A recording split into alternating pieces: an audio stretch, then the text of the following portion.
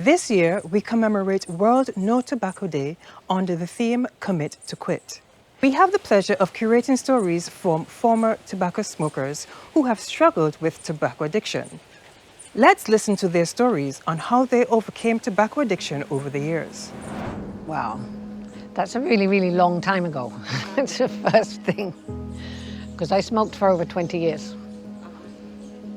So I was a 2-pack a day smoker for over 20 years. And I really don't think that anybody knows why they start smoking. It's not something that it's not like you just decided, okay, I'm going to be a smoker. It doesn't work like that.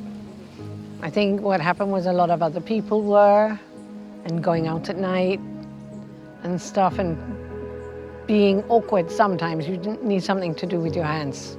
And I could say it now, I got mixed up with the wrong person. Got introduced to this gentleman and became a friend. And one day he introduced me to a homemade cigarette, which I know was weed. I tell him I don't smoke, and he says, there you go again, you know, with this little boy thing. Smoke the thing. So I take my first pull and cough like crazy, but then it felt good. And I guess that's my stepping stone from there where I started smoking. Well, I was living in London for a long time. And I know that when I was in Antigua, I didn't really have any health issues.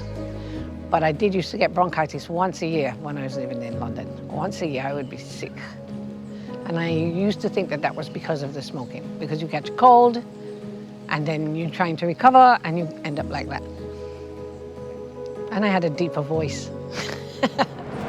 My wife was pregnant and I didn't want my son, well, it turned out to be my son, but I didn't want my child to born and meet me in that, you know? And even though it's a feeling, still couldn't get back to that first feeling that I was just chasing after. And I just realized, look, you know, I don't need this no more. There was still a void, there was still an emptiness in me. I don't need it no more. Actually, it wasn't a decision that I made. I got pregnant when I was quite old, and I had to quit because I was pregnant. Well, it's hard to advise people because, like I told you before, when people become addicted to smoking, it's not because they wanted to do that. It wasn't a conscious decision to do that. But smoking is addictive and it's bad for you. It really is. The damage to your lungs, it takes a long time. It can be reversed, but it takes a long time.